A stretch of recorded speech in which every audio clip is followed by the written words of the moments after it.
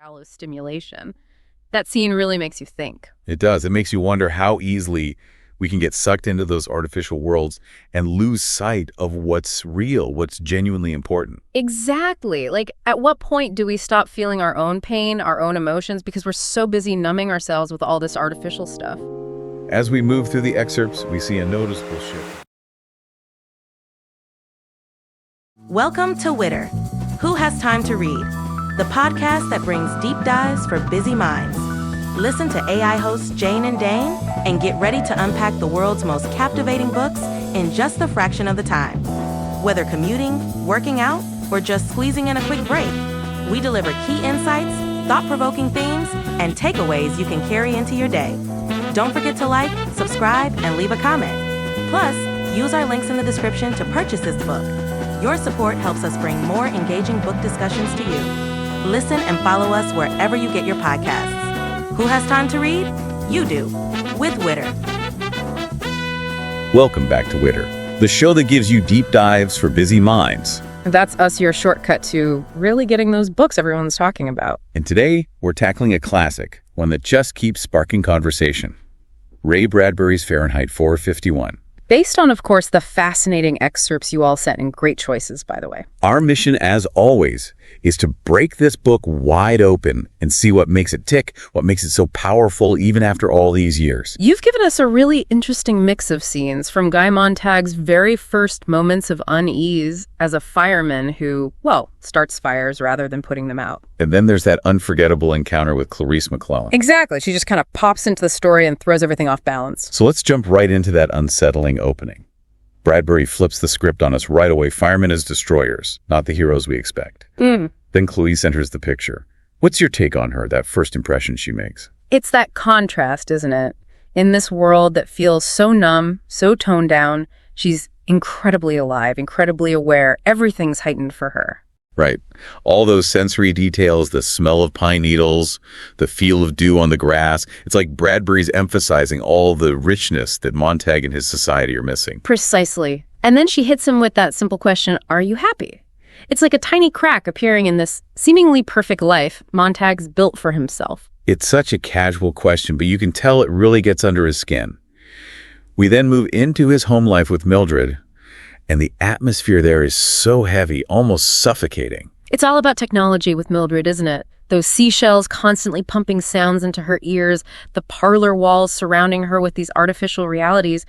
It's like Bradbury is showing us a society that's traded real connection for manufactured experiences. And it's more than just distraction, right? It's like these passive forms of entertainment are actually eroding people's ability to think critically, to empathize, because they're being shielded from authentic human interaction. It's like they're living in a bubble, and anything that could pop that bubble, anything that could challenge their carefully constructed reality is just kept out. And the sleeping pill overdose, that's a really chilling moment. The fact that Mildred denies it afterward just underlines that detachment, that almost zombie-like state she's in. It's like she's lost touch with her own feelings, even her own life, because of this constant barrage of shallow stimulation.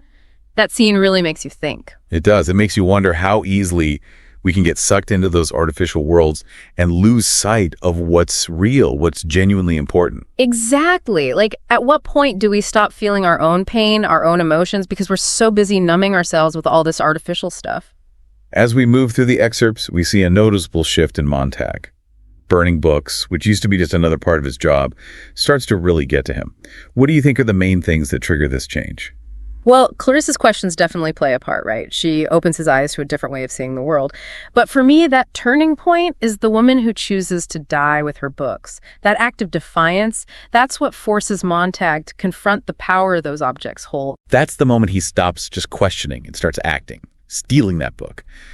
And that act of defiance is what leads him to Faber, a guardian of intellectual thought, someone who hasn't given up on books. Faber represents that connection to a past where ideas were freely exchanged and valued, a past that Montag's society has tried to erase.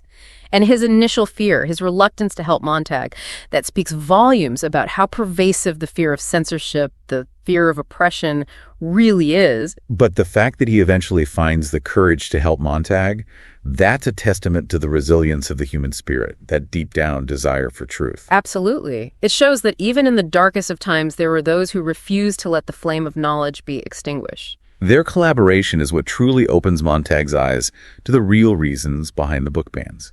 It's not just about controlling information, it's about controlling thought itself. What are your thoughts on Faber's perspective on this? Faber's analysis of why books are so dangerous to this regime is fascinating. He breaks it down into 3 key things: the quality of the information, the leisure to really absorb and reflect on it, and the right to act on that knowledge. It's like he's outlining the essential ingredients for a thinking, engaged society, which is exactly what the authorities are trying to prevent. That's such a great point. And it makes you think about the kind of information we're consuming today, right? Are we feeding our minds with deep, meaningful content, or are we just snacking on empty calories, so to speak? It's like comparing a gourmet meal to fast food. One nourishes you, challenges you, makes you think, while the other just fills you up momentarily without any real substance. And then there's that constant threat looming over everything, the mechanical hound. What do you think this technological terror represents in Bradbury's dystopian world? The mechanical hound embodies the unchecked power of the state and the potential for technology to be used for oppression when it's divorced from ethics. It can hunt down dissenters with cold, mechanical efficiency, which is a chilling reminder of what can happen when power goes unchecked. It's like the ultimate symbol of a society that's lost its humanity, where people are just cogs in a machine, constantly being monitored and controlled. It really makes you think about the potential consequences of technology, right? Like, how do we ensure that it serves humanity rather than becoming a tool for oppression? The excerpts end with that devastating bombing of the city and Montag's desperate escape.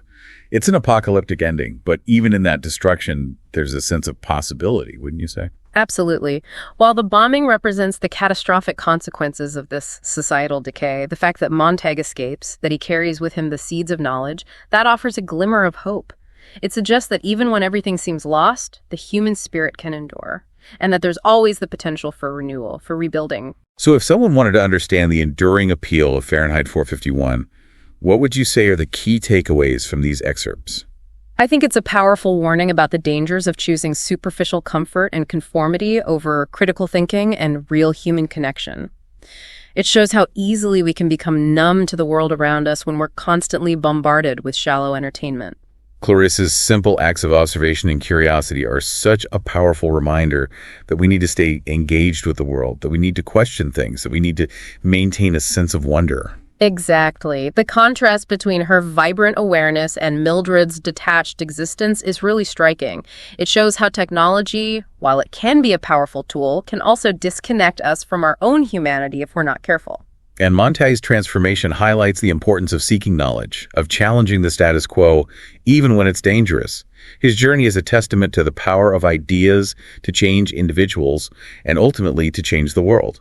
And Faber's insights into what makes a society truly free access to quality information, the time and space for reflection, and the freedom to act on our knowledge, those are things we need to fight for, to protect, because they're so easily taken away. The threat of the mechanical hound and the ultimate destruction of the city are stark reminders that freedom is fragile and that unchecked power can have devastating consequences.